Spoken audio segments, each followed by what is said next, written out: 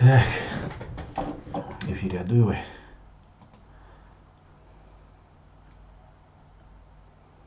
Так, вот эфир. Ассаламу алейкум, витаю вас, друзья. Сегодня 20 ноября 2023 года, 20 часов по Берлину, 21 час по городу Джохару. Наш стрим вещается, транслируется на канале YouTube Reality и на канале Аслан Арцуев TikTok. Друзья, я вас всех сердечно приветствую. Я вам рад. Сегодня стрим на русском языке. И всех, кто к нам заходил, когда у нас стрим был на чеченском. Welcome! Добро пожаловать, друзья. Так, друзья, я вас, пока вы собираетесь, Джовиш, добрый вечер. Демократ, ва алейкум ассалам, Мовидин, сам себе царь, Довели, Мовидин, Довели. Так, Адам, конечно же. Ва алейкум ассалам, друзья, я вас всех приветствую. Так, друзья, ну, пока вы собираетесь, я вам расскажу сводку с фронтов. За последние несколько недель потери русских оккупантов за прошедшие сутки составили 600, в первый раз за последние несколько недель, 640 всего лишь человек. До этого, конечно же, были по 1000 всегда. Видимо, заканчиваются силы у наступающих. Русские предпринимали контрнаступательные действия. Одновременно начав на день рождения Путина атаку на Израиль, русские террористы начали штурмовать Авдеевку в этом направлении. Украинцы успешно отбили это все дело. И за прошедшие сутки вот мало таких потерь, ну это не мало, это очень много, но относительно того, что было все это время, это в 2 раза меньше, почти в 2 раза меньше. Итого уничтожено 640 террористов, 319 210 террористов достигла цифра за время широкомасштабного наступления фашистской России на Украину. 4 танка, итого их цифра достигла 5439, 2 боевые бронированные машины за прошедшие сутки, видите, мало, да, 4 танка, 2 бронированные машины. Бронированных машин уничтожено 10 168, 4 артиллерийские системы, всего 7748 их, 1 РСЗО, 899 их цифра достигла, всего уничтожено 588 антиаэркрафт, за прошедшие сутки 0. Соответственно, и самолетов, и вертолетов тоже по нулям не летают. 323 самолета и 324 вертолета всего уничтожено с момента широкомасштабного вторжения фашистской России на Украину. 9 БПЛА, итого их цифра достигла 5764, крылатых ракет 1563, как и было, 0 за прошедшие сутки, кораблей 22 за все время, вот за эти почти 2 года, 22 и 1 подводная лодка. Тоже по нулям. Автомобильная техника и цистерна 7 за прошедшие сутки, 10 127 цифра за время широкомасштабной войны и 1 спецтехника. Итого спецтехники достигла цифра 1097. Слава ЗСУ, слава украинскому воину. Слава Украине, друзья. Так. Израилов Рома. Аслан, добрый вечер. Витаю вас, Рома, витаю. Черме, то будет работы на годы. Да, черный металл. Думаю, да. Там, знаете, я смотрел новости, и там рассказывали, что разминирование Украины займет 750, по-моему, с чем-то лет. Можете себе представить, как они заминировали это все? Это просто невероятно. Но война серьезная, она развернулась. Второй фронт открыли русские террористы со своими арабскими союзниками в Израиле. Вероятно, что третий фронт, как они планируют открыть, хотели бы они открыть, да, спровоцировать, там еще что-то сделать. На Тайване, чтобы Китай развязал войну, это, скорее всего, не удастся, так как сейчас прилетел Си в Америку, пообщались, и вроде бы все нормально. Будем надеяться, что договор с Китаем, он чего-то стоит. Ну, в принципе, Китай соблюдает договор, и Китаю, в принципе, не нужны никакие резкие движения. Он никогда не занимался интервенцией, внешними врагами, внешними экспансиями. Китай обычно внутри друг с другом они воевали. Сейчас у них жесткая диктатура, поэтому и внутри у них нет никаких вопросов. Поэтому вот эти два фронта, в принципе, это все, что мы сегодня имеем. Ну, еще третий фронт, если не будет Тайваня, его, скорее всего, не будет. Третий фронт, это будет террор, который устроит террористическая банда ФСБ, КГБ, ФСБ и ГРУ, их подручные, их инструмент, который уже абсолютно полностью зависим, не практически, а полностью это продолжение, это силовая такая составляющая ФСБ на сегодняшний день, ГРУ и военные. И у них уже нету там своего «я», как когда-то даже в советское время у них оно было. Об этом еще Джохар Дудаев нам рассказывал. Ну вот как-то так, друзья. В принципе, я жду от вас комментариев, вопросов. И прошу делиться с трансляцией. Вы знаете, что наш канал всячески давят. И вот сейчас возобновилась вот эта лайтс-версия такая, атака на наш канал. Поэтому прошу, помогайте каналу, распространяйте правду. Ведь не только вы должны знать правду, правильно? Все должны ее услышать и узнать. Так, Тинати, Аслан, добрый вечер. Добрый Тинати, я вас приветствую. Я вас приветствую. Кстати говоря, я вчера это было, да, я уже тут потерялся во времени. Вчера это был на конференции, которая называется «Железные мечи за кулисами войны». Это израильская конференция была, онлайн-конференция. Мы задавали вопросы, заранее записанные вопросы, и я сейчас как раз загружаю это видео. Так выступать и говорить нам не удалось, нас было более 100 человек там по зуму. Там были несколько представителей, которые выступали, министр, если я не ошибаюсь, иностранных дел это был, ну или могу ошибаться, но это был второй человек в Ликуд, в партии Ликуд, израильская партия, та самая партия, чей Амир сказал, что он знает, что за этим стоит Россия, и Россия понесет наказание, и они всячески будут помогать Украине, что просто отлично. Давно пора было делать, не нужно было сидеть, пока коснется нас каждого. Вот так мы все сидим, так сидит на сегодняшний день Европа, хотя уже Европа подключилась, не вся так сидит, но так сидела она тоже, ждала. Сейчас и все равно здесь в Европе раздаются голоса, нет, там ничего страшного, ничего подобного, не дай бог Украина не выстоит. Следующая будет Европа, абсолютно 100%, без сомнения. Поэтому там еще у нас выступил на этой конференции израильские военные выступал высокопоставленный офицер, потом выступали арабские мусульмане, служащие в Цахал, выступил один из них, по-моему, в Цахале служит, второй, но он говорил, что их там много, бедуинов служит, мусульман. Потом выступал араб-мусульманин, тоже израильтянин, спасатель, который один из первых оказался на месте вот расстрела мирных людей, вот этими террористами. И он был потрясен всем, чем он увидел. И он говорит, это не ислам. И я также заявляю, и мы, мусульмане, и любой человек, кто даже не мусульманин, может с этим ознакомиться, заявляем, что это не делается от имени нашей религии.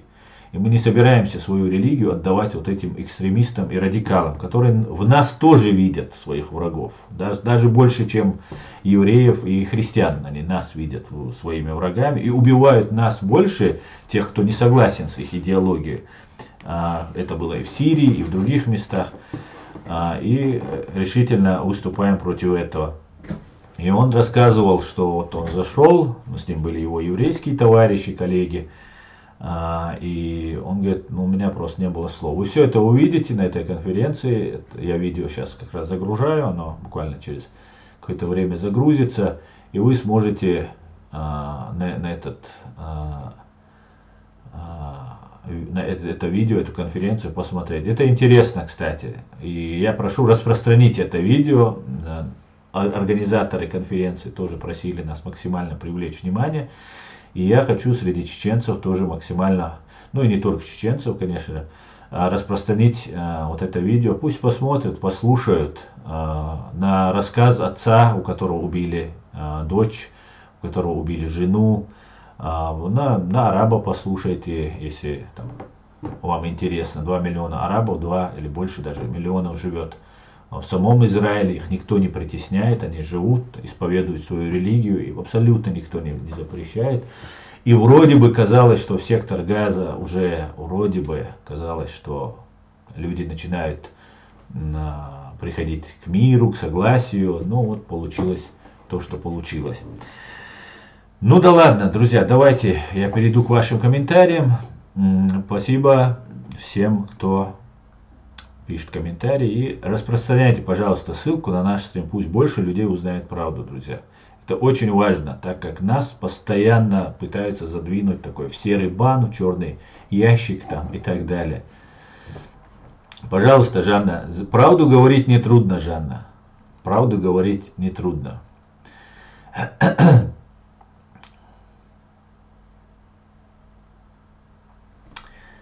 Так, к нам, конечно же, зашли, как мы видим, как обычно, в YouTube они не заходят, это фабрика троллей, это люди, которые не пишут мне в YouTube, а пишут TikTok. Им это удобно, потому что TikTok китайский, и спецслужбы, или же кто сидит, кто отвечает за YouTube, они прекрасно увидят, что нас атакуют тролли из России, поэтому они пишут здесь.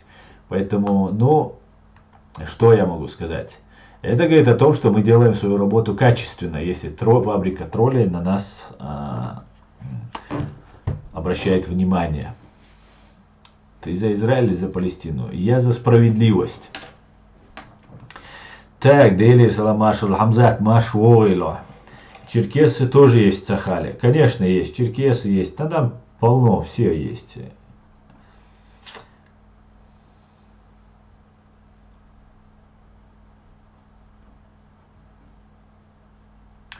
Я думал, штурм аэропорта, ну якобы штурм там, так особого штурма-то и не было, но такая постановочная, управляемый штурм, да. А Дагестан это разовая акция. Оказывается, эта тема еще педалируется не только религиозниками, но и провластными блогерами, что-то мутят еще. Ну, если там, ну, религиозники, да, мы те сторонники радикальной формы ислама, чаще всего за ними, в руководстве их, да, стоят люди, связанные с российскими спецслужбами, это почти всегда. И властные блогеры, которые сейчас тоже эту тему педалируют, как ты говоришь, это его ник, кстати говоря, это говорит о том, что, ну, подтверждается та наша версия, в которой мы не сомневались, что за вот этой акцией антиеврейской, антисионистской,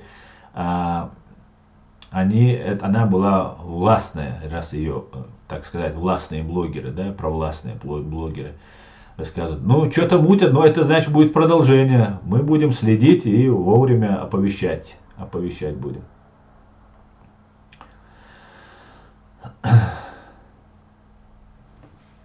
За то, что назвал антитеррора это русские коммунисты, меня блокнули. Майк тоже нашел куда ходить. Так, да. Так. Давайте дальше. Ассаламу алейкум, ва алейкум салам. Всех свободно приветствую. Асланбек, Машойло. Так. Есть такая версия, что на сегодняшний день Китай идет на стреляю США только потому, что есть на стены первые договоры США-Мехико переходила всего рабочей экономики из Китая в Мехико. Да, ну я не слышал, я понял приблизительно, что вы имеете в виду, что экономика в Мексику будет перемещаться. Если честно, я был бы не против. Я не знаю, никак, практически не знаю я Мексику, я не знаю там какая система у них, что, я знаю, что не очень богатая страна, и все пытаются перебраться в Америку, это все, что мне известно о Мексике. Но я скажу, что Китай очень опасный на самом деле. На мой взгляд, Китай очень опасный.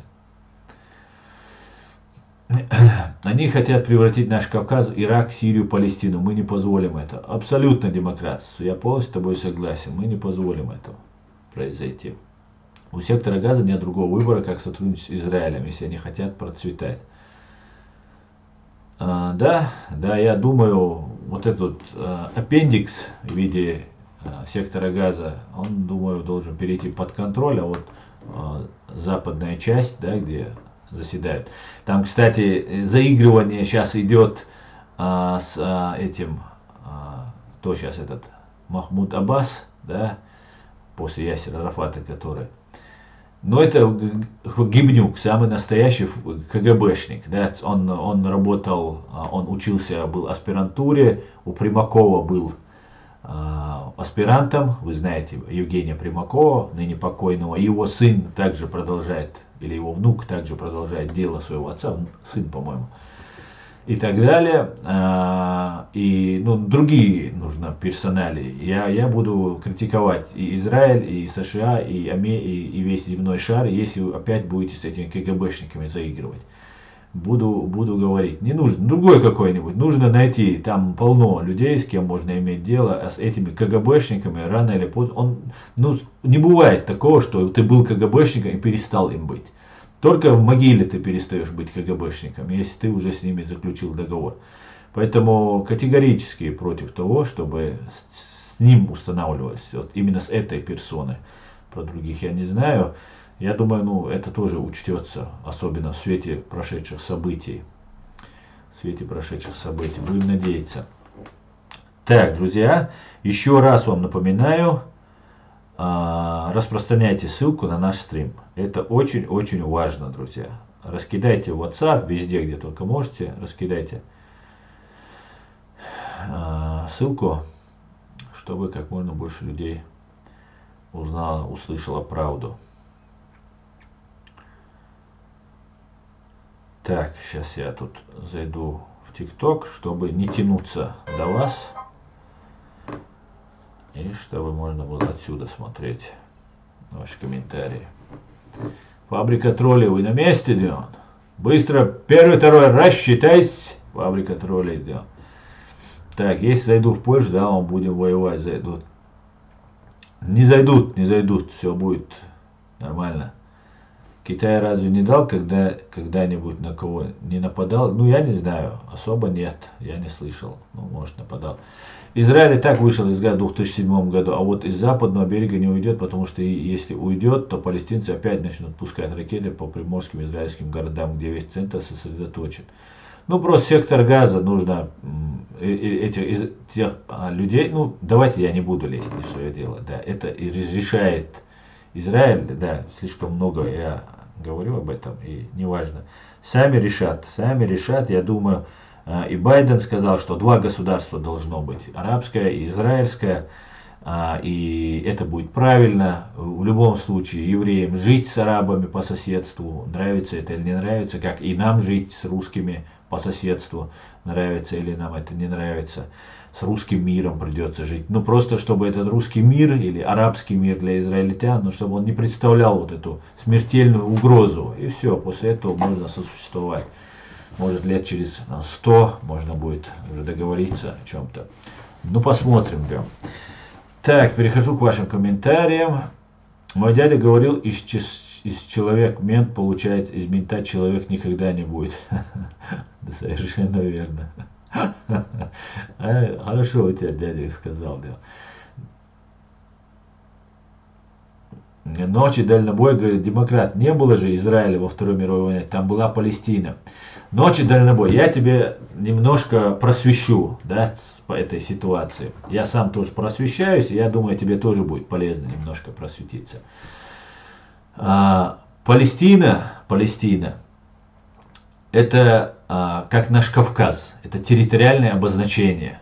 Вот мы все кавказцы, да, грузины, дагестанцы, ингуши, черкесы, мы все кавказцы. Понимаешь? Вот это и значит Палестина.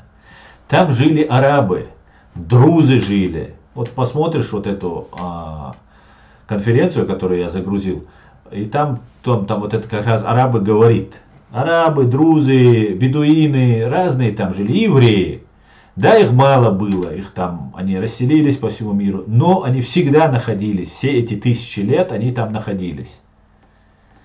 И нету никакой нации, палестинской нации. Еврейская нация есть, а палестинской нации не существует, как не существует кавказской нации, как не существует донбасской нации или луганской нации, понимаешь, ЛНР, там ДНР как создавалось.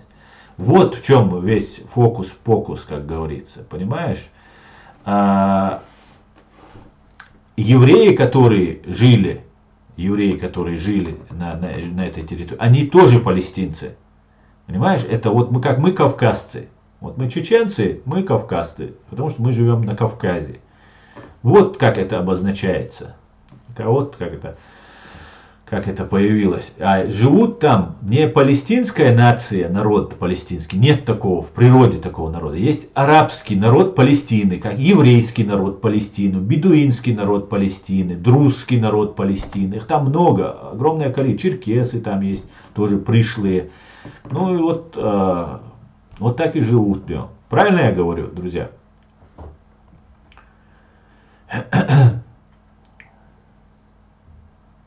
Busel nachts, white значит. Удер busel nachts, само white busel nachts. Удит дица. Чоуксо бола. Живут там арабские кланы. Да, все. Отлично. Так, Байден снова хочет дать Ирану 10 миллиардов. Никогда такого не слышал. Никогда, Сабек. Не знаю, может. Не даст. Сейчас точно не даст. Так. Джуманджи. Ну ты вообще. Китай и Россия, как и другие автократы, это кровавые братья. Если вы это не понимаете, то скоро поймете. Почему не понимаем? Очень понимаем. Европейцы через третьи страны покупают нефть и газ у России, спонсируют русских деньгами. Только Англия, выйдя из Евросоюза, Евросовка, отказалась от русских нефтепродуктов и газа. Ну, я не считаю, Асабек, Евросоюз это Евросовком. Спасибо, Домавин, спасибо. Я не считаю так. Домавинак. Асабек, я так не считаю, что это Евросовок. То, что покупают, ну, это плохо, если это так, Асабек. Я критикую, я протестую против этого. Он говорит, что Израиль оккупант, не я говорю. Ночи дальнобой. Но это не значит, что если ООН говорит, что Израиль оккупант, что Израиля не должно быть, или что там Палестина, вот то, что ты говоришь. Ты вот один вопрос задал, потом другой говоришь. Дело в том, я еще раз для тебя специально, я много раз объяснял. В 1947 году, когда Британия ушла с территории Палестины, с этого региона Палестины, в куда входят, кстати говоря, не только сектор Газа, Израиль, там западный берег, или там еще и Иордания входит, голландские высоты, там часть Сирии, ну вот так, это вот такой большой кусок, как наш Кавказ получается. Так вот, когда в 1947 году ООН призвал построить два государства, еврейское и арабское, арабы отказали евреям в праве на это государство. Как русские отказали чеченцам и сейчас украинцам в праве на наше государство. Понимаешь? Арабский мир, он такой же империалистический, как и русский мир.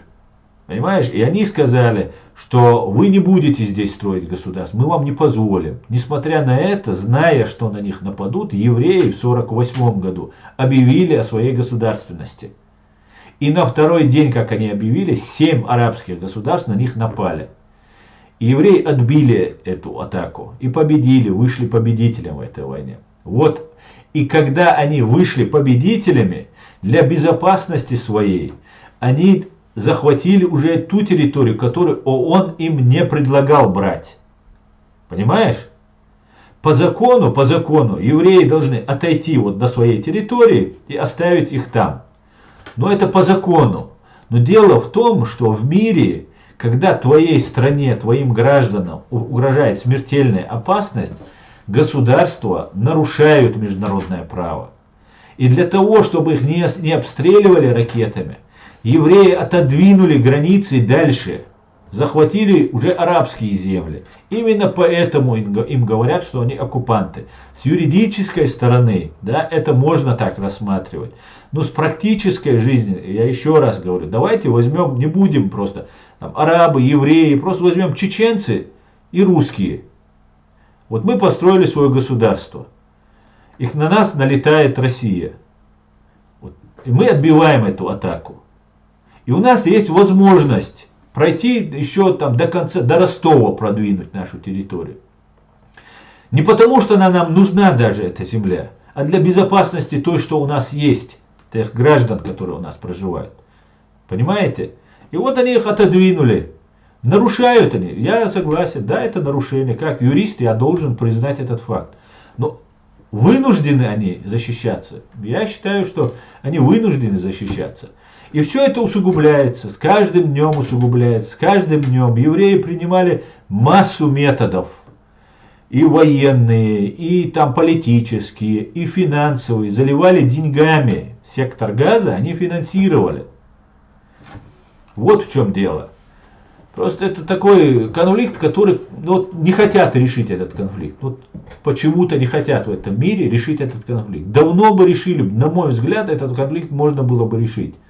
Ну вот кто-то не хочет. Много кто, видимо, не хочет. Не просто один кто-то. Много кто в этом мире не хочет решать этот конфликт. Вот какая ситуация. Никогда не было в истории такого государства, как Палестина. Это просто название региона. Данные римлянам Израиль еще существовал 3000 лет назад, когда царь Давид... Где этот комментарий? Ничего ли. Когда царь Давид правил, а сегодня State of Israel. Да. Байден снова хочет дать так. Это было. Россия информационно захватила мир, а Китай экономически. И это они делали согласованно. Да, вполне возможно. Плевать, что он говорит про Израиль. Если Израиль выйдет из западного берега Голландский высок, это будет угроза национальной безопасности Израиля. Совершенно верно, демократ. Абсолютно. Если Израиль выйдет, у Израиля, вот если они проиграют эту войну, которую они не проиграют, если они ее проиграют, то они позавидуют тем евреям, которые жили в 30-е и 40-е годы здесь в Европе. Понимаете? Это для них полное исчезновение, преследование. Они не пойдут на это. Никогда. Им лучше умереть всем, чем оставить свое государство. Понимаете?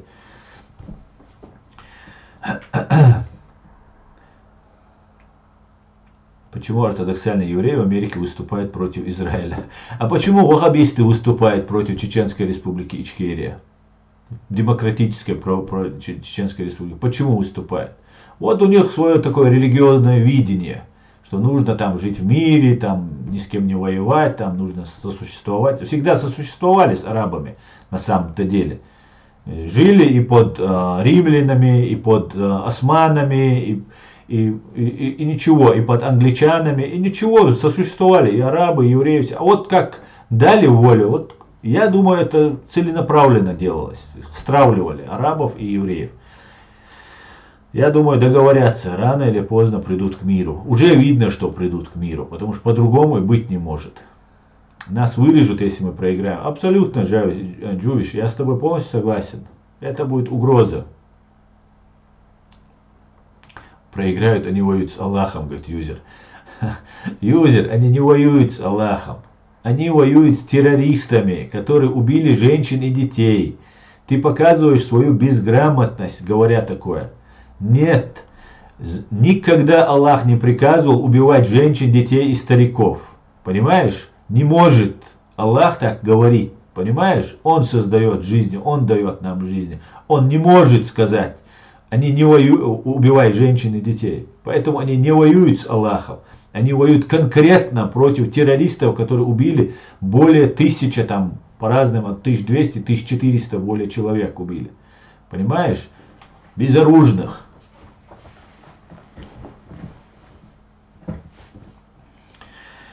Так, ООН — это коммунистическая организация, которую возглавляет социалист-португалец. Их надо распустить.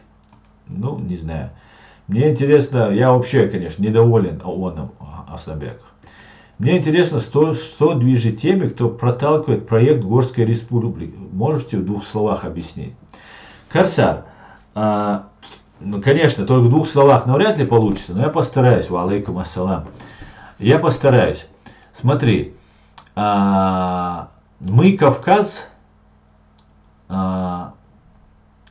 хотели объединить. Джохар и Звияд Гамсахурдия и Джохар Дудаев хотели объединить Кавказ, Кавказский дом. Это наш проект, это наша мечта, чтобы мы стали сильнее. Потому что если мы будем едиными, мы будем сильнее, чем мы будем по отдельности. Ну, это очень большая сложная работа, которую начали делать соратники Звияда и Джохара. И к ним присоединились другие люди, других национальностей, наши кавказцы. Оба, как мы знаем, человека были Россией убиты. Но эта идея и эта мечта, она осталась, она живет среди соратников и других людей, которые поддерживали эту идею. Они уже в преклонном возрасте, некоторые. Но есть новая молодежь, новое поколение, которое сменяет их, поддерживает и так далее. И скорее всего этот проект получит одобрение на Западе. Кавказский дом. Что мы, кавказская нация, как писал об этом Абдурахман Автарханов, мы будем единым, как в Евросоюзе, единым таким союзным государством. ФСБ это знает, Россия это знает. И нам подсовывают Горскую Республику, которая основывается не столько на демократических принципах, сколько на религиозном они объединяют. Грузия автоматически не входит в их планы, в этой Горской Республике. Соответственно, все республики, которые будут входить в Горскую Республику, по их плану должны быть либо наша оккупированная, в том числе наша оккупированная Ичкерия, и другие российские регионы. И они заведомо непроходной горский вот этот проект Горской Республики проталкивают для того, чтобы создать симулятор, видимость работы, тем самым похоронить наш проект Кавказский дом, который не имеет финансовой поддержки, не имеет там такой популярности. И мы еще далеки до этого момента, нам еще деоккупировать нашу страну, деоккупировать часть Грузии, которая оккупируется, каждый день идет ползучая оккупация. И вот таким образом Западу хотят представить проект, не жизнеспособный, кстати говоря, но проект, который заменит Кавказский дом, который будет более интересен, будут люди. А Запад что делает? Он, даже если это мерзавец, он имеет с ним дело, ну, потому что не с кем больше иметь дело. Понимаешь? И вот этот Кавказский, вот этот Горская Республика, он не жизнеспособен, потому что он когда-то 100 лет назад был признан несколькими странами, в том числе и Англией. И если сейчас возвращаться 100 лет назад, то у и Великобритании, то у и Соединенных Штатов, у других стран, которые захотят признать эту Горскую Республику, есть свои нерешенные столетней давности проблемы. И это может стать прецедентом, и люди начнут говорить, а почему вот кавказским вот этим горским Горской республике разрешили, а нам вы не разрешаете. И начнется какое-то брожение. Поэтому это заведомо непроходной вариант. Но для России важно, чтобы вот этот момент перехватить инициативу, начать говорить. И чтобы похерить, извиняюсь за мой французский, чтобы нашу Ичкерию подзабыть, отодвинуть. Мы должны стоять в первую очередь на деоккупации Ичкерии, вывод войск с нашей территории и наказание виновных. Для этого нас должно признать международное сообщество, в том числе Израиль, в том числе Германия, в том числе Соединенные Штаты Америки и так далее, и так далее. Это очень важно. Вот если вкратце рассказать тебе, чем занимаются вот эти горские проводники этой горской республики. Я тоже вижу и наблюдаю со стороны, нет, это проклятая Россия со своим грязным языком угрожает Польше. Я думаю, власти Польши это видят, и как один сказал мне, поляк не прощает такое. Да, я думаю, поляки будут держаться до конца, они знают, что такое Россия. Так, без поддержки Америки долго продержится Израиль. Ночи дальнобой. Когда, я не знаю, долго или нет, я думаю, долго, но когда началась вот эта в 1948 году война, когда они только объявили независимость, на второй день на них напали, Соединенные Штаты их призывали, Израиль, не объявлять независимость. Вот я читал такую информацию. И США их не поддерживали. Ну, конечно же, поддержка Соединенных Штатов и два авианосца, которые сейчас находятся у берегов Израиля, это дорогого стоит. Это два таких отдельных города, которые подплыли, подошли и стоят вот, и защищают, и будут защищать. Сейчас они справляются сами. Но для того, чтобы другие арабские страны не лезли, а Израиль, как мы знаем, намного меньше арабских стран, то это очень такое хорошее подспорье, я тебе скажу. Ну вот как-то так. А сколько мы продержались без Америки? Задумайся над этим вопросом. Кто не в курсе, несколько лет назад США признали голландские высоты как территорию Израиля. Да, я не в курсе был, демократ. Спасибо за информацию. А самая знакомая переписывается, сообщает, ходит на митинги палестинцев. Ну, ничего удивительного. Ничего удивительного. Эти люди, ну, слава богу, они носят не настоящий флаг. Понимаете? На нашем гербу вот такие пятиконечные звезды. Запомните это, друзья. На нашем настоящем гербу под волком 9 пятиконечных звезд. Остальное это фейк, это не настоящее. Так что имейте в виду. А так, да, я, кстати, был на конференции, вот на этой, я не выступал, вопросов задавать только заранее были, то, что нам удалось записать. И на эти вопросы наши не ответил нам этот министр, он технично съехал как политик. Но я скажу, что я присутствовал на этой конференции, и у меня за спиной висел наш флаг пятиконечными звездами, как положено. Поэтому на экране вы, когда они там дают интервью, вы увидите наш флаг, кстати говоря. Так что я был на еврейском митинге, на еврейском мероприятии, по сравнению вот с этими деятелями, которые россиянами, внутрироссийской антикадыровской оппозиции за рубежом. Вот так их назовем, да.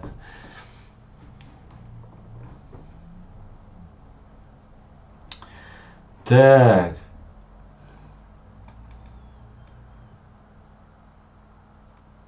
Я думаю, это плохо, кажется. Плохо, что люди, которые никогда не поднимали ичкерийский флаг, люди, когда никогда не произносили слово Ичкерия, сейчас активно начинают ходить с нашим флагом на вот эти палестинские митинги. Носите черный флаг, носите там какой угодно флаг, говорите на арабском, не говорите, что вы чеченцы, вы же для чеченцев ничего не делаете, правильно?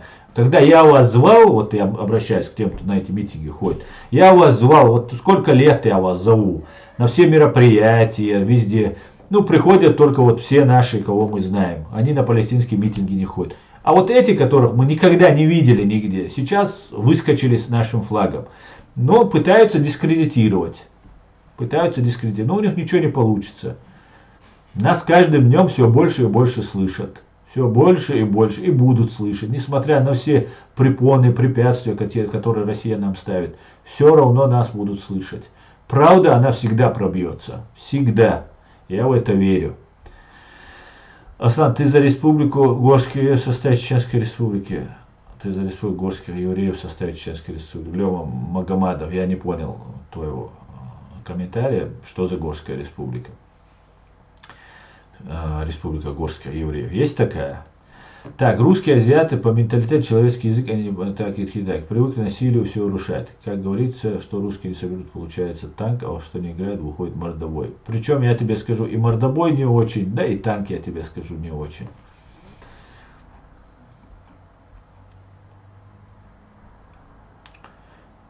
Все диванные бойцы за Палестину. Ты же до сих пор топил за Международный институт ООН и Израиль, плевал на международный, а Израиль плевал на Международный институт. Самое главное, ночи дальнобой. Я, конечно, топлю за международные институты, за международное право я топлю больше, чем за международные институты, потому что международные институты, ну, и Европарламент, и ООН, ну, ведут себя по отношению к нам, чеченцам, крайне просто неэффективно, если не сказать похлеще. А ООН, если ты не помнишь, я его всегда критикую, ООН. ООН – это организация, где заседают 5 стран с правом вето, 2 из которых совершают геноцид – Россия и Китай. Поэтому я считаю, что что-то с этим ООНом давно нужно сделать. А так, я, конечно, за то, чтобы соблюдали все международное право. И Израиль, и Россия, и Америка, и Чеченская республика, Ичкерия. Все, чтобы соблюдали. Так что не совсем точная у тебя информация. Они называют свою глупость, они показывают свою глупость, а не безграмотность. Нью-Йорк Police Department, да?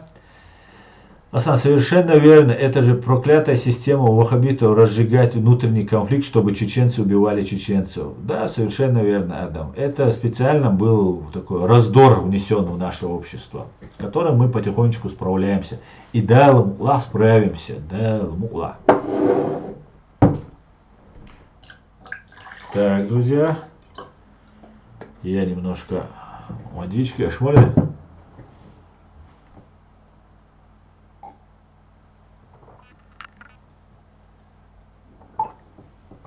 Объясни этому дальнобойщику, что он не будет защищать государство Израиль, если сам себя не будет защищать.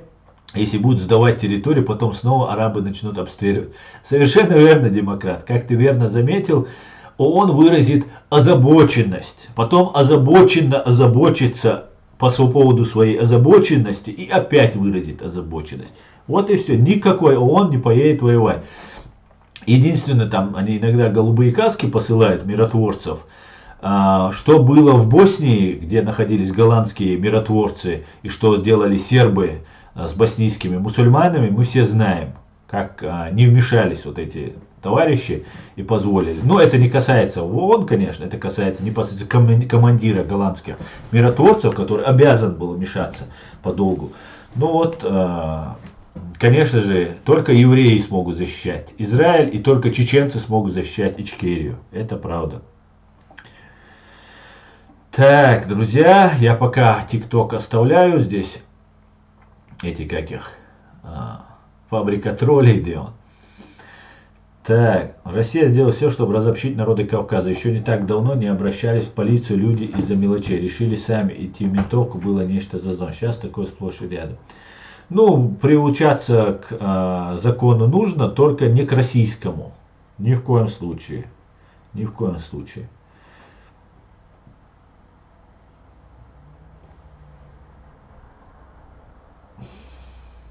Адам говорит, евреи будут строить храм для антихриста, а ты за Америку топишь. А в Америке есть храмы, где поклоняются дьяволу. Адам, я тебе открою тайну. Во временно оккупированной Чеченской республики Ичкерия тоже есть храмы, где поклоняются дьяволу. Это УФСБ по Чеченской республике, это резиденция так называемая Рамзана Кадырова и много еще других вещей. Это только что у нас в оккупированной Ичкерии происходит. То же самое есть в Москве и так далее. А так, я тебе скажу, да, в Америке свобода, и там разные люди есть, очень разные есть. И по поводу храма и антихриста, то, что ты говоришь.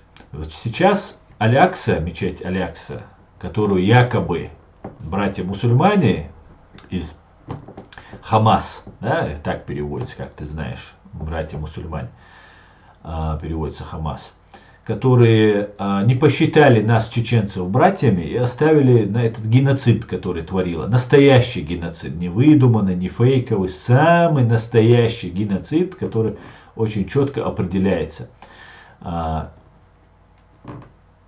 Эти товарищи, эти братья-мусульмане, должны были освободить Алякс, ну так у них как-то этот террористический акт назывался, это вылазка. Так вот, эта мечеть Алякса находится на территории Израиля, под контролем Израиля. Это все спекуляция, дорогой друг, дорогой брат. Это спекуляция, это обман, который нам делают, что они там хотят там что-то там сделать и так далее, там появится антихрист там и еще что-то такое. Это все выдумки еще с советских времен КГБшниками. Понимаешь? Если бы арабы, 400 миллионов арабов, собрались бы, пришли бы к евреям и сказали бы: евреи, если с этой Аляксы упадет хотя бы там пылинка, то мы объявляем вам войну. До тех пор имеете право на свое государство, как нам ООН сказал в 48-м, если в году они не напали бы, а пришли бы и сказали бы: я тебя уверяю, те деньги, которые Израиль тратит на вооружение, на эту войну, потом на финансирование сектора Газа, эти евреи бы пылинки, видел, вот прибираются дома, вот такая пушистая такая штука есть, вот этой пушистой штукой платили бы, золотой причем, вот так стряхивали бы пыль с этой Аляксы. Это тебе, чтобы для представления, что это все фантомные боли, что это неправда. Во-вторых, очень интересно, давай логике просто придадимся.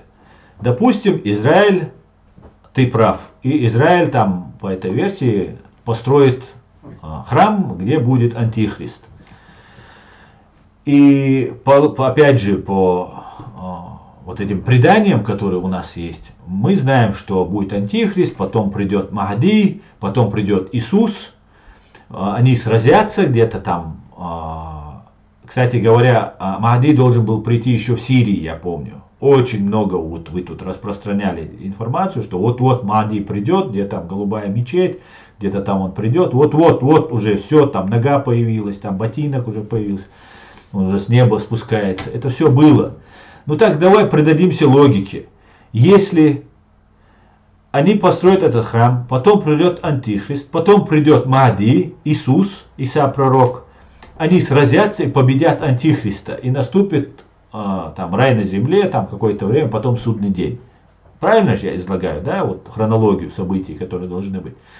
Так, почему мы даем мучиться, если мы так переживаем сейчас за палестинский, арабский народ Палестины, других, вот этим людям, да, давайте скажем, давайте стройте храм, и быстрее, лучше ужасный конец, чем ужас без конца. Тем более, если мы победим в конце. Да? Зачем тогда мы все это устраиваем? Зачем сейчас мы вот это все обсуждаем? Зачем это нужно? Давайте быстренько сейчас дадим построить, поможем им построить храм, или сами построят. И давайте дождемся Махди и Иисуса, Иису пророка.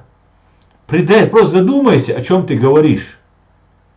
Понимаешь, вот не важно, что вам говорят, важно анализировать то, что вам говорят. А вы берете все подряд просто, принимаете за чистую душу. Понимаете?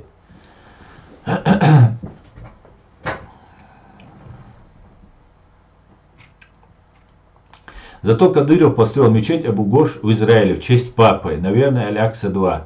Большому сожалению, Израиль позволил построить этому кровавому палачу, российскому чиновнику, к чеченцам он не имеет ровным счетом никакого отношения, вот этому палачу на своей территории. И мне лично это было очень неприятно. Тогда, когда я услышал эту новость, да, я понимаю, что пытались там как-то с ними договориться, с русскими, не договариваются. Они недоговороспособны. Нужно они начнут войну. Махди это недостоверный хадис. Ну, может быть, я просто вот, Майк, я говорю о том, что вот ходят вот эти разные вот эти информации. Хамас это организация Ирана, шиитская. Они ответственны за Холокост. Почему они безнаказаны? Хамас, ты говоришь, наверное, Хизбалла, это иранская. А Хамас, они сунниты, но они с этими, все равно шииты, иранцы их поддерживают.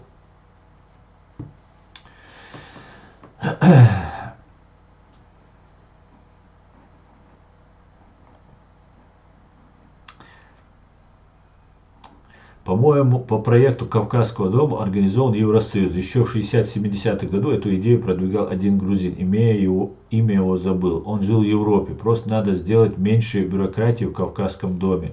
Да, здесь, конечно, бюрократия, она большая.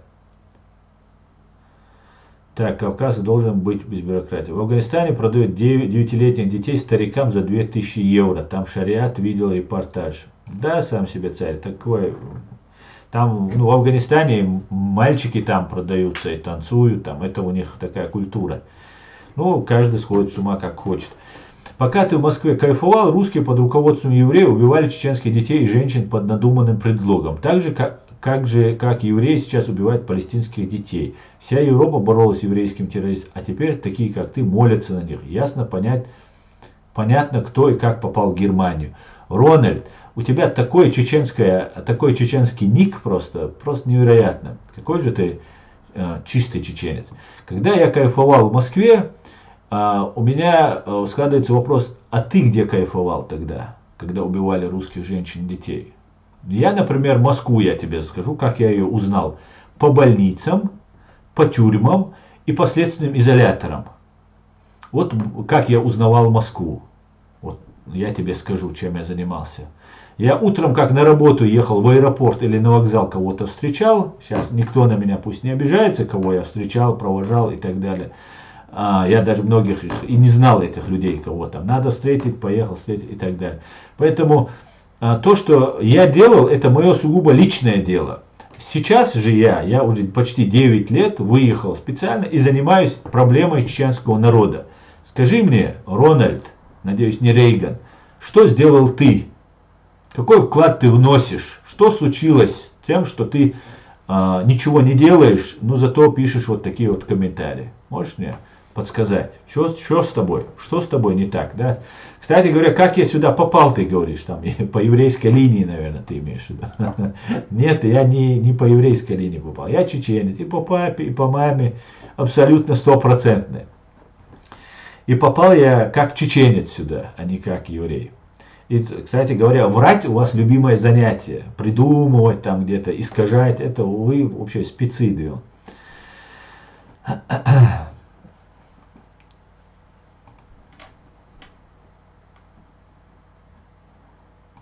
Авала ночи дальнобой. Хай дадуичдек хэшуаться. Юга хайнак дуется. Ты это знаешь. Это ты не знаешь. Ты привел несколько фактов, которые абсолютно не соответствуют действительности. И сейчас ты новые факты приводишь. Тебе самому не надоело. Почитай что-нибудь. Ну задумайся. Ну может что-то полезное узнаешь. Почитай. Израиль две войны в 48-49-67 годах выиграл без помощи США. Позже, когда США поняли, что Советский Союз поддерживает арабский мир против Израиля, США стали поддерживать Израиль. Говорит демократ. Сергей Жирнов в интервью украинскому каналу сказал, что события в аэропорту Махачкалы это провокация, которую организовали чеченцы. Гибнюк Сергей Жирнов, если это правда, конечно. Ну, я скажу, давно мне не нравился этот Гибнюк, я вам скажу. Такой Гибнюк самый настоящий. Путин, который сказал, что объявит войну Аллаху, если надо, хочет возглавить Лубянский халифат и стать халифом. Да, совершенно верно.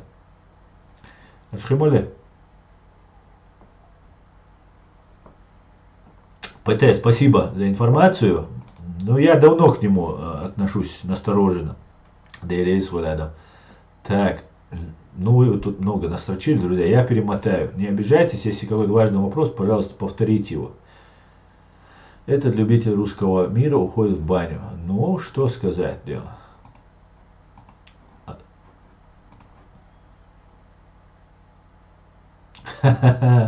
Вот он и выдал себя, ногти дальнобой себя выдал. Да, правильно ты его в баню отправил, да? Он, оказывается, прорусский, да. Он арабов любит больше, чем свой народ. Нет, он русских любит больше, чем свой народ, да.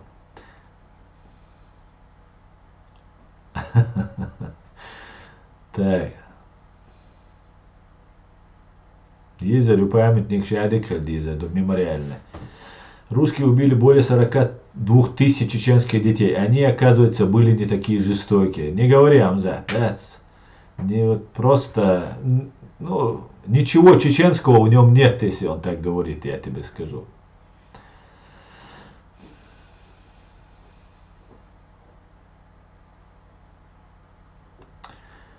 Так, русские своих не бросают, бросают они в основном не русских.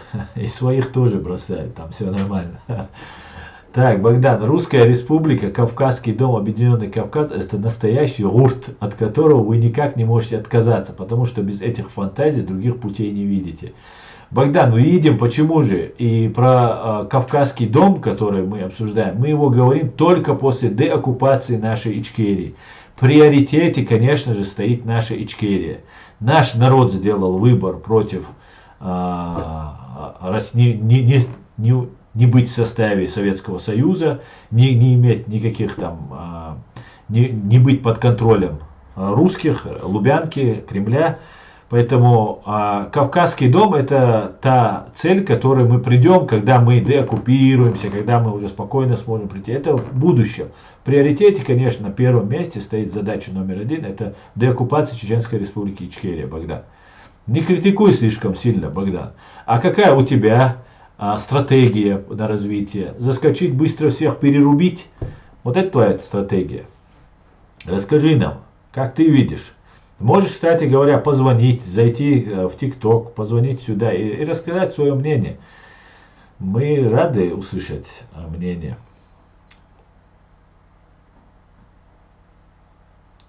Да. В бан его, в бан, Хамзат. Нам в первую очередь надо обустроить Ичкерию, которая Далмула в ближайшее время станет свободной. Далмула, Богдан, Далмула. Но для того, чтобы она стала свободной, у нас сперва должно быть признание мира, понимаешь? И только после этого мы можем дальше двигаться. А так, это будет большой бардак. Вот ахир бони гурт. Дой чулилган. О, гарди дубо. Дой изтуна укирдачун кенте. Захалаш. Туна укирдачун. Бог гурт хирбушунцуна. Ты на правильный вопрос не отвечаешь. Почему не отвечаю? Сейчас я буду читать комментарии в ТикТок. Хаюриш дал денуар цакюрхо. Босюк ахо. Ахо гаскш денуар нам цакюрхо. Анасюк. Я. Ханс денуар. Слава принадлежит только Аллаху, Господу миров. Интересно. А туннели с оружием для террористов, так это не мне. Так. Ичкерии не будет, будет халифат. Сразу видно. Длинные уши террористов торчат, из русского халифата. Не надоело вам со своим этим халифатом здесь сидеть там, строчить, а? Стройте, идите сюда, в арабскую свою эту пустыню, там стройте себе халифат. За счет поддержки убийц нашего с вами братья нам нужна такая Ичкерия, говорит. Я знаю, что вам она не нужна. Я знаю. Вам хорошо под русскими. Я знаю, что вам нравится.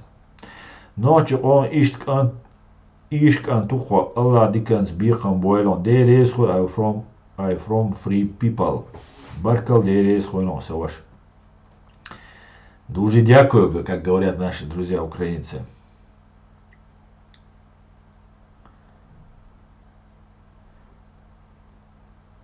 Так. Вам нужна мощная иллюстрация. 100% Гамби. Очень, да. Очень.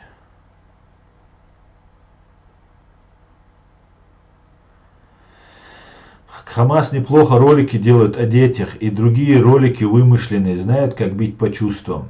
Да, странник. В этом плане они русским ничем не уступают. Ну, русский мир, арабский мир, это два сапога, я тебе скажу. Да, они делают это, делают все это. Да.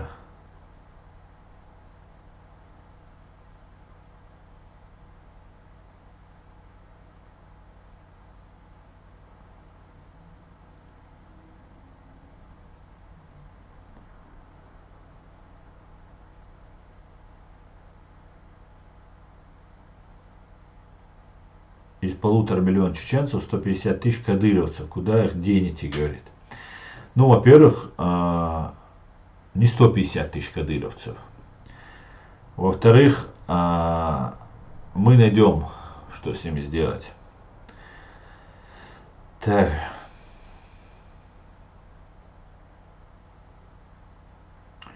Первую чеченскую брата убили 21 год. Ему собаки лицо съели, делали проверку ДНК. Я не могу прочитать ваш ник, так как он на иврите написан.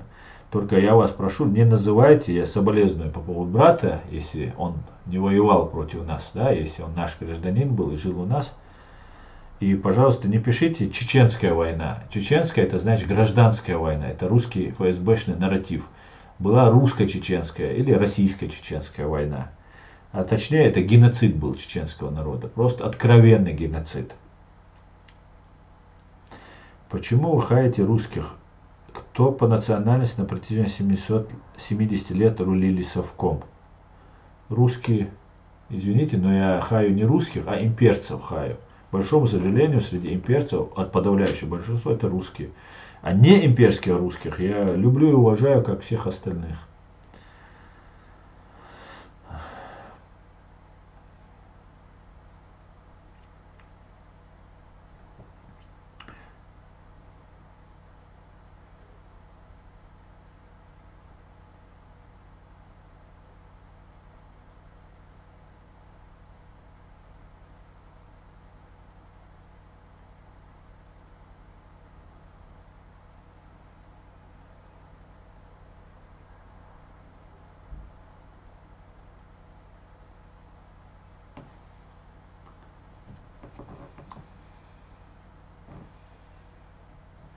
Аслан, американский флаг у Богдо.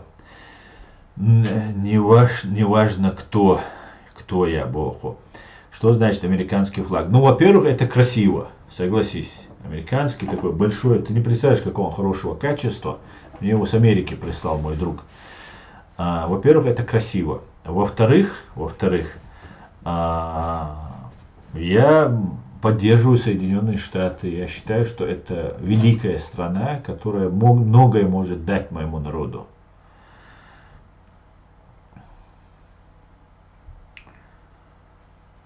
Закаю агенту Ацасу, но все, что он делает, на пользу Кремлю и массу.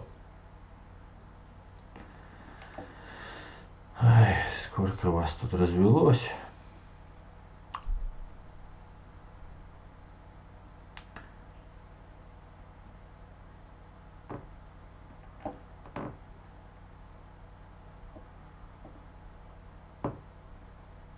Так.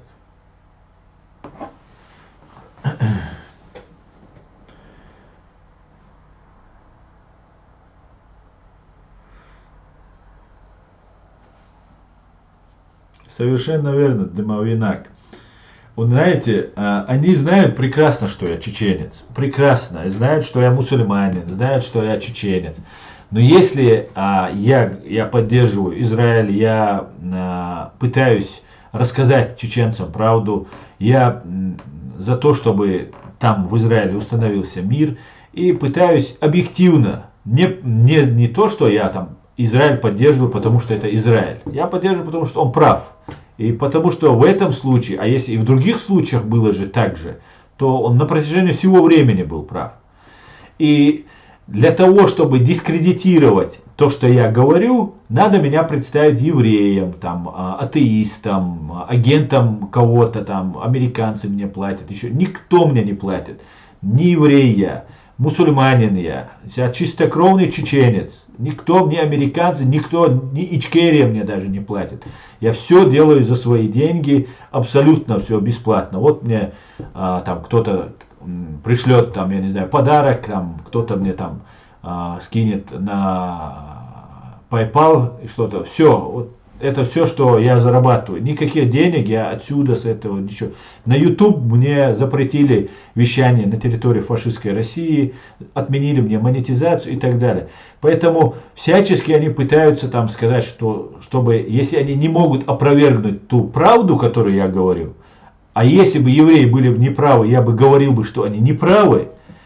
И вот для того, чтобы дискредитировать, что я говорю, им приходится вот называть меня, ну, кем угодно, чтобы меня не слушали. Но это не помогает, потому что у нас, у чеченцев, проверить, чеченец я или нет, можно вот так, 2 секунды. Все знают, кто маломальски будет интересоваться мной, все быстро пробивают, узнают, кто я. Я всегда еще и рассказываю это, легко можно проверить и убедиться.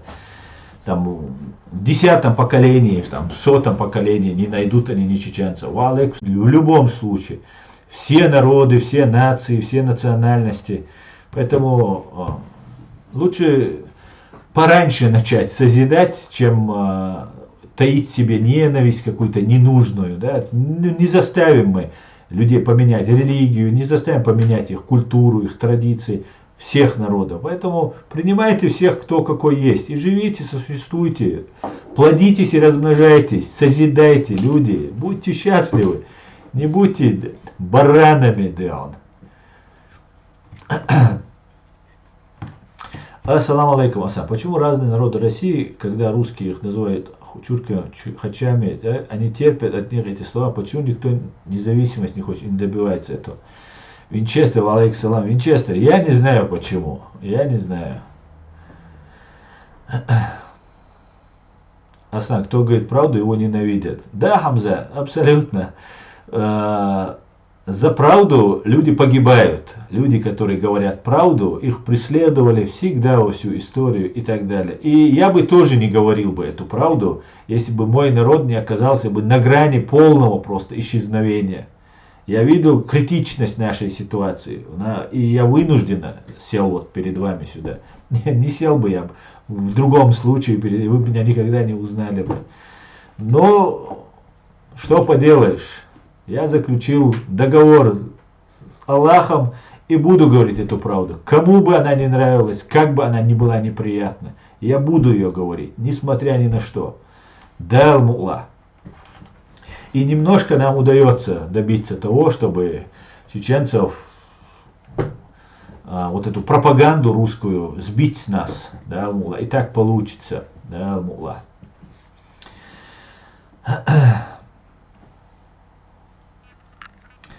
Хамзат, и шампанское, дорогой подарок, все-таки нет, не так. Людей в правых демократических странах, правовых, извиняюсь, демократических странах со свободными СМИ разве за правду преследуют? Ну, если говорить всю правду, могут преследовать.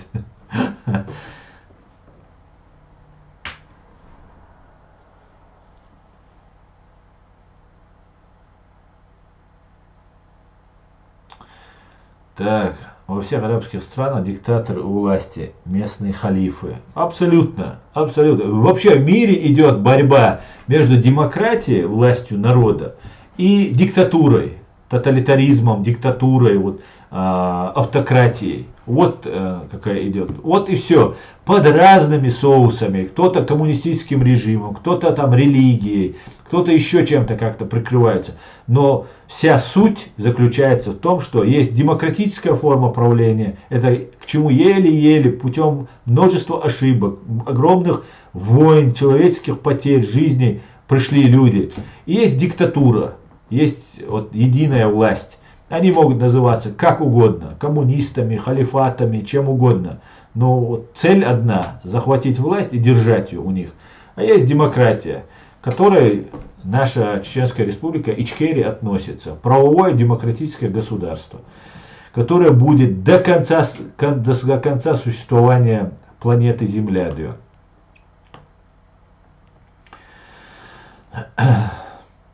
Демократия в Ичкерии возможно, ты уверен? Гамбишоп, о чем вы говорите? Как по-другому? Это наша демократическая форма правления. Это выбор народа. Наш президиум правительства в лице Аллы Дудаевой, Аяда Идигова, там, других представителей, именно эту линию и гнут. И по букве закона, по конституции, в соответствии с международным правом всегда шли и идут. О чем вы говорите? Конечно, другая форма правления в Чечне никогда и не была. Дело в том, понимаете, до того дошло, до абсурда. Вы, может, мне некоторые не поверите, но я вам скажу, что чеченцы самый гуманный народ, который я в своей жизни встречал. Самый сострадательный. Вот, я больше с чеченцами общался. И не потому, что я чеченец, я это говорю. Так нас выставили самыми кровавыми, самыми большими людоедами на всем мире. Мы, чеченцы, по сути, по ДНК своей, демократы. Никогда у нас не было никаких сословий, феодализма, королей, царей, рабов. Никогда не было. Все были равными. Это значит, все были дворянами. Только свободный человек, да, является дворянином. Вот мы были этими дворянами. У нас не было рабов никогда. Поэтому и нам, которые 1000 лет жили по демократии, когда еще в Греции ее еще не было, мы жили по этой демократии. 3000, 5000 лет мы на этом Кавказе находимся, живем. И мы всегда жили плюрализм мнений, выборность, голосование людей. Это было, там представители были от народа, все в разные эпохи, по-разному это происходило, когда мы были свободны и не находились под оккупацией. И даже когда мы находились под оккупацией, у нас было свое государство. Мы придерживались своих вещей. От нас скрывалась история. Когда в 1944 году нам устроили Холокост под видом депортации, полное уничтожение всех чеченцев. Вот в это время чеченцы, когда были высланы, под видом высылки убивались люди морозом, голодом и так далее. И мы погибли 60% в это время, в эту высылку, так называемую депортацию. На территории города Грозного и в других местах свозились на студебекерах, на телегах наши книги и сжигались. И пожар стоял там 2-3 недели. Вот этот огонь, который они подпитывали нашими тяптерами, мы их называли тяптеры. А все умные люди, кто писал эти тяптеры, кто хранил эти тяптеры, их всех уничтожали. Вот к чему. Они решили лишить нас нашей истории. Она просвечивается, она проявляется через наших соседей, там где-то у нас сохраняются, наши историки ищут. Но вот таким вот образом нас хотели сделать Иванов, не помнящих родства. Это им не удалось. И никогда в жизни это не удастся. Понимаете? Поэтому, конечно, мы демократы. По своему ДНК, вот любой вот этот ваххабист, который есть, вы ему предложите, объяснить ему просто надо. Ему объяснить надо без этой всей мишуры, вот этой ложной пропаганды. Ты хочешь, чтобы был амир, который будет по наследству передавать власть своему сыну и править до своей старости, до смерти? Или ты хочешь, чтобы это было, чтобы народ решал, выборность чтобы была? Любой чеченец, если ему объяснить, это просто многие неграмотны просто, многие не понимают всех деталей, тонкостей. Программа закладывается, и ты якобы, если выступишь за демократию, это какие-то там парады, которые здесь проводятся в Европе, например. Вот вся демократия, вот так это ассоциируется. Они не понимают, что если в парламенте будут сидеть представители чеченского народа, и они проголосуют, так и будет. Понимаете? Не будет никаких парадов, про которые они так боятся. Может, не хотят замуж уходить друг за друга, может еще что-то. Но их очень это останавливает. Вот если ваши депутаты это не проголосуют, значит это не будет. В ближайшие 100 лет никаких парадов у нас точно не будет. Кто бы что нам не предлагал. Но при всем при этом, вот они зациклились вот на эти парады будут.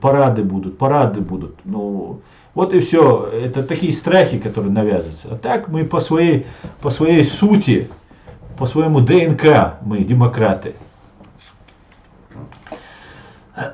Все будет Ичкерия, да, мула. Они орут, что Кадыров амир. Есть, конечно, такие товарищи тоже, конечно. Но вы должны понять нашу ситуацию, друзья. все до единого. Вот только что писали, что в Израиле Кадыров построил мечеть. Это Россия ему пробила этот вариант. И угоду России, не потому что маленькая Чечня такая там нужна Израилю, ему разрешили построить. Нет, в арабском мире поднимался авторитет Кадырова Россией целенаправленно. Он должен был стать защитником всех мусульман, в пику там Эрдогану. Эрдоган это одеяло на себя тянет. А тут Россия решила использовать вот этого чувака. И для нас, для чеченцев, когда весь мир оставил, вы знаете, это очень трудно, я вам скажу. Когда ты абсолютно прав, 100%, против тебя совершается абсолютно человеческому разуму не поддающиеся преступления, вы даже не представляете, что с нами сделали. Вы даже не представляете 0,01%, что произошло с чеченским народом. При всем при этом нас называли террористами, убийцами и так далее. Они убивали нашу молодежь, давали им паспорта своим ГРУшникам военным, отправляли их в Сирию до 100 человек в 2017 году. Это только вот один эпизод, который у нас полностью имеется, раскладка из-за того, что один из сотрудников сбежал сюда на Запад и рассказал нам об этом. Отправляли своих вот этих ГРУшников, русских, там, ингушей, дагестанцев, может быть и чеченцев, которые среди там служат у них, с паспортами, наверняка с чеченцами тоже. Отправляли в Сирию, и там они творили зверства уже с чеченскими паспортами, ими убитыми людьми, которых они просто тела их разжигали на покрышках, там, избавлялись, там, вывозят высоко в горы, сбрасывают, чтобы там дикие животные их ели, там в горах выбрасывают и так далее. Вы даже не представляете, что происходит. До сих пор чеченцы живут в 1937 году сейчас. В Чечне сейчас 1937 год. Вот для большего понимания, Северная Корея. Северная Корея это рай по сравнению с что сейчас происходит с Чечней. При всем при этом весь земной шар Кадырова принимал. Сюда в Германию лечиться приезжали, в Америке там его там выступали. Американские звезды, Ван Дамм, Майк Тайсон, там полно разных там каких-то этих за бабки, которые привозились в Чечню и так далее. А мы все, чеченцы, это видели, друзья. Мы это видели и смотрели, как лицемерно все происходит вокруг нас. Несмотря на то зверство, которое продолжается над нами. Понимаете? Это не так просто, что вот мы там взяли и стали кадыровцами или стали вот... Нет, это далеко не так. Ведь перемалывалось, и днем, и ночью шла одновременно пропаганда. Что вот там Кадыров спаситель, Россия, Путин нам построил, дает пенсии там. А пенсии вот такие. 100 евро пенсия. 120 евро, 150 евро максимум пенсии достигает. Понимаете? И люди нищенствуют. В Чеченской Республике люди абсолютно нищенствуют. Ни одной работы, если ты не связан с Кадыровыми, с Россией и так далее, ты не можешь никакую работу, только на стройку или там где-то там землекопом пойти работать. Вот все. А тебе предлагают, вот тебе там бизнес занимайся, любые бизнес-такси, бизнес-ресторан, все находится под теми, кто сотрудничает с Россией. Там бабки. Там вся сила, там все финансы. И чеченец, молодой чеченец, вот тот, который выехал сюда в Европу, один из кадыровцев, его зовут Сулейман Гизмахмаев, он рассказывает, его отец, которого сейчас уже нет в живых, и его дядя, он работал на стройке. Я говорю, а его один дядя погиб, сражаясь против России, и семья была против России, оккупации. И он идет кадыровцы. Таких много примеров. И он говорит, мне надоело работать на стройке, я физически спортом занимаюсь, здоровый, крепкий, и пошел вот в эти кадыровцы. Второй полк имени Ахмада Кадырова, там какой-то там группа там, по выезду там, и так далее, что-то там как-то называлось.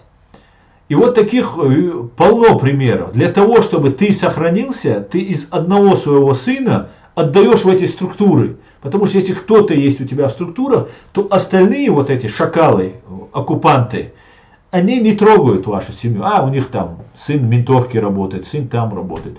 Вот так нас загоняли в объятия России. Либо смерть всей семье, там безденежье, нищета, там, и это бы терпели бы. Но ты становишься на грани выживания. Хотя я очень не жалую этих кадыровцев, я постоянно их тут обзываю даже, да, но я при всем при этом хочу объяснить вот людям, сторонним людям, как все это происходило. Это ужасно, что с нами сделали. Вы даже не представляете, что это было. И это продолжается. Сейчас это продолжается. Сейчас отправляют на войну Украину. За мелкое, вот ты едешь, на посту тебя останавливают, просто проезжаешь, мент тебя останавливает, подсовывает бумаги, ты доверяешь, что тебе, чеченец подсунул бумаги, многие неграмотные там смотрят, ориентируются, подпиши. Ты подписываешь контракт, что ты согласен. Все, потом к тебе приходит, ты же подписал контракт, а что делать? Тогда в тюрьму на 10 лет. Ну и все, вот так. Один, если сбежит с дома, брат, все, на второй день второго брата забирают. Если призвали одного, он сбежал, и он забирают второго. Коллективная ответственность. Моих родственников забирали, пытали, возбуждали уголовное дело. Только лишь за то, что я говорю правду. Хотя я этих родственников, большую часть жизни своей не общался с ними. Вот как-то так, да. Павлодарец мне пишет. Неправда, говорит, чеченцы живут хорошо. Это мне павлодарец. Обратите внимание. Вот он решил мне тут объяснить, как чеченцы живут. Наверное, он имеет в виду кадыровцы. Кадыровцы, да. Кадыровцы живут неплохо. Пока живут неплохо.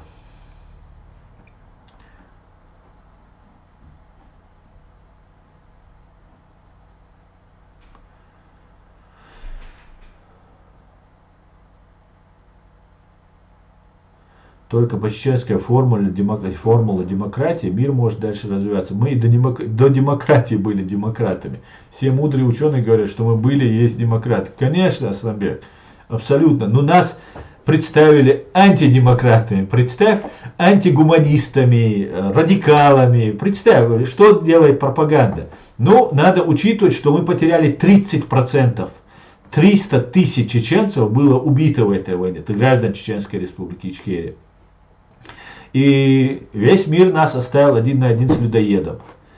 Спасибо, Домовинак, спасибо за подарок. А дагестанцы отказались на Украину ехать? Нет, если вы имеете в виду ехать, нет, конечно. Больше всего потерь у дагестанцев. Дагестанцев больше всего погибло в этой войне.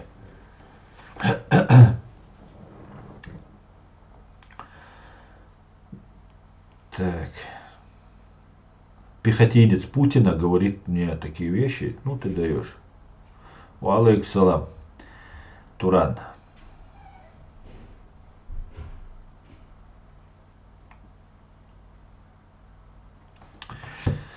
Так, друзья, мы уже почти 1,5 часа в эфире. Еще немножко. Были случаи у роддома, узнав, что ребенок чеченец, врачи ставили в пупок ребенку таблетку, чтобы он умер своей смертью. Буря, я нисколько этому не удивлюсь. Я знаю, что у нас на территории, только лишь на территории Чеченской Республики резко был всплеск онкологических заболеваний. Огромное количество людей у нас погибало. Сейчас он пошел на спад. Тоже очень резко пошел на спад. Это говорит о том, что нас специально травили и нас уничтожали. Потом, помнишь, применяли в Шелковском районе, в других школах они распыляли какую-то гадость, и женщины, девушки теряли сознание. И вот эти девушки, которые выросли, они становились бесплодными. У моего одного знакомого есть родственница, которая оказалась в этой школе, и она получила это. И она здесь, в Европе, очень долго лечилась. Сейчас у нее семья, все, она вылечилась, все у нее нормально. Но очень долго лечилась. У меня есть друг, очень хороший мой друг.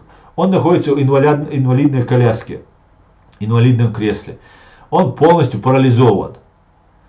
Он также получил, он наш боец сопротивления, он получил какую-то эту заразу. И сейчас в Европе он пытается разобраться, вылечиться или разобраться, в чем его заразили. И понимая, что это была какая-то военная зараза, которую не могут врачи установить, ему поставили не тот диагноз, который у него есть. А с тем диагнозом, рассеянный склероз, по-моему, ему поставили, люди, в принципе, столько не живут, сколько он живет. А он живет абсолютно ясной головой, абсолютно все. Да? Тело просто не работает. Это ужасно. И вот есть вот такие примеры, которые я знаю, а их, наверное, еще огромное количество этих примеров. Конечно, Россия применяла все методы, которые только возможны.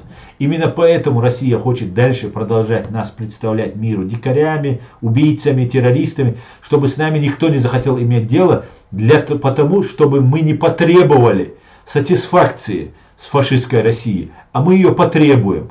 Мы ее требуем. Вот в данный момент мы этим и занимаемся.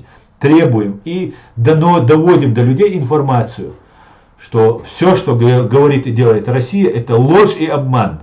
Никогда с ней нельзя договориться. Всегда она нарушит правила. Всегда она поступит подло и коварно. И очень-очень цинично. Это 100%. Вы видели видео, что они творили в кибуцах? Да, я видел это видео. Я видел. Несколько видео мне присылали. Да, хорошо сказал, но они не понимают, что с нами творили эти не до Россия, это страна для рабов, как сказал он Шамал, если русские это рабы, я не знаю, почему я должен быть рабом. Совершенно верно, нам-то зачем им быть? Я смотрел документальный фильм, где было сказано, что тело Дока Умари не было найдено. Как вы думаете, он на самом деле был убит или ему все же удалось скрыться? Ему удалось скрыться. Я думаю, Андро, Дока Умаров погиб. Я думаю, что он погиб. Было видно тело его, как его хоронят. Это есть кадры. Да, Доки нет. Да, Лазот, Обалдуэлчен. Дагестан самая большая республика на Северном Кавказе. И очень много военных. Нет работы, поэтому большие потери. Да, албанец, совершенно верно. Дагестанцы полностью влились в российскую армию. Да. И специально нам создают такие условия, что нет работы, кроме этой.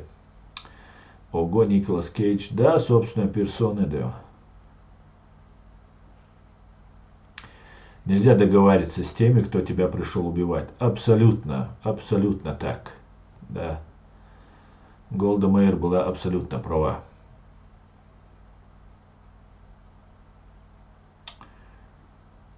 Так, нет, сейчас тоже есть онкобольные в Чечне, Ингушетии, Дагестане. Все в Ростове лечится, но все, которых я знал, не вылечились. Да, много очень умирает.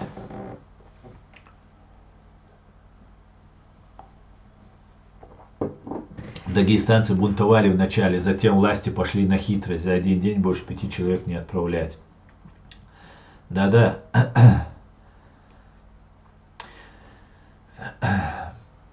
Русские сами рабы хотят свой рабский менталитет кавказцам навязать. Да, и отчасти им это удается. Очень интересное интервью с Ландсбергисом, Аслан. Да, Хамзат, ты даже не представляешь, что это за человек. Ну, ты, наверное, его знаешь. Витаутас Ландсбергис это просто глыба, на самом деле. Он такие вещи выдает. Его нужно вообще смотреть, читать. Это очень интересный человек. Витаутас Ландсбергис это очень серьезная фигура. И молодец, я его очень уважаю. Красавчик, да. Же есть. 5 человек с одного района, чтобы толпы не было. Да, они сейчас на хитрость идут. Боятся они боятся. Так, где он?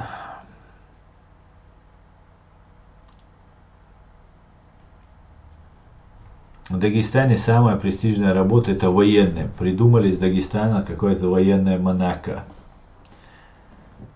Его можно слушать и слушать. Да, Амзат. Витаутас Ландсбергис это молодец, конечно. Принципиальнейший человек. Когда мы были, вы, наверное, это знаете, эту историю, но кого-то не знает, еще раз расскажу. Когда мы были на форуме Свободной России, и попробовали там попросить панель, там выступить, там говорить там про свою тему. И нам русские отказали. Демократы, борцы там с путинским режимом, Каспаров, там разные шушера, которая там собралась, якобы антиимперская. И нам отказали, и на следующий форум нас не пустили. А Витаутас Ландсбергис был почетным гостем на этом форуме, и 2, 3, 4 выпуска вот этих форумов он присутствовал. Я был на 2, по-моему. И вот на последнем, на котором нас не пустили, все, после этого я уже туда не смог попасть. И Витаутас Ландсбергис был вот на том после того, как нас не пустили. Это был единственный его последний раз, который он там присутствовал. И говорит, а где здесь чеченские демократы? Он так интересно разговаривает. Так просто посмотрел, я что-то не вижу здесь чеченских демократов. Он так говорил. И говорит, я был, говорит, пианистом. Он говорит, я был музыкантом, говорит, еще, вы, говорит, были музыкантом, мне хуже, говорит, пианистом я еще был, по-моему, пианистом, он сказал. И он говорит, и нас учитель по музыке нам говорил, не превращайте искусство в паскудство. Это он о том, что демократы, русские демократы, которые тут оселись в Вильнюсе, в Литве, там такие борцы там с режимом и так далее, не пустили чеченских демократов туда. А формулировка у русских так называемых демократов была, что мы представляем угрозу для посетителей. Ну, по-русски, чисто по-русски, мы там бомбу занесем, конечно же, и взорвемся вместе с Каспаровым. И он очень мощно сказал, конечно, намекнул им, что типа вы тут это все превращаете в паскудство.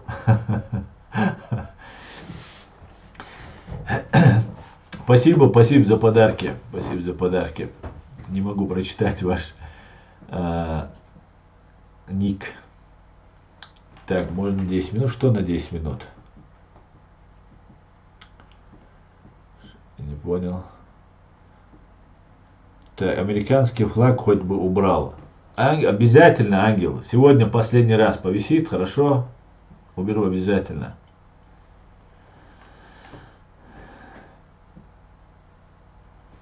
Так, друзья, мы уже 1,5 часа в эфире, пора заканчивать. Ландсбергис умный человек, думаешь, да, очень. Он такие, знаешь, он до глубины просто достает вот свою вот эту мысль, он так ее вытаскивает, и он очень хорошо знает Россию. Это интересно, просто очень интересно. Его можно вновь и вновь прослушивать и улавливать его вот смыслы. Молодец, конечно. И в этом возрасте такой ясный ум у него. Молодец. Самый известный чеченский демократ — это Аслан. Да, демократ. К сожалению. После его замечания с ними вообще перестали считаться. Потушил он их мильт. Совершенно верно, Амзат. Больше он не появился после этого на этом форуме. Потом эти русские демократы нас звали. Мы сказали, чус, до свидания. Не хотим с вами иметь никакого дела. И они пытались, возвращайтесь, там, тут, нет, спасибо. Мы узнали, что вы за демократы и так далее.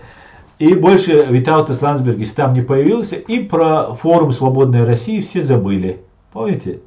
Мы, чеченцы, являемся таким индикатором, канарейкой в угольной шахте. Если вы хотите справедливости, надо начинать с чеченцев.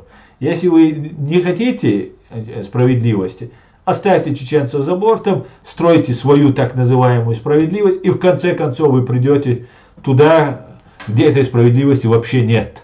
Потому что нельзя построить справедливость, отказывая так явно, откровенно отказывая народу, который перенес такие страшные испытания. На этом я свой стрим заканчиваю. Спасибо, что смотрите, спасибо, что поддерживаете. Слава Украине!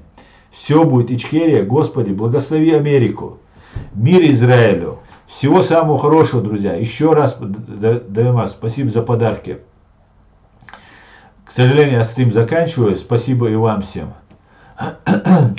Так. Халкуешь, чуёю, цумшать, уж забаните из. Всего самого хорошего, друзья. Адекёль, маш, оль, бюс, друзья. Увидимся в среду на чеченском языке, а может быть завтра. Адекёль, маш, оль, бюс, ежели. Масса нахуй, это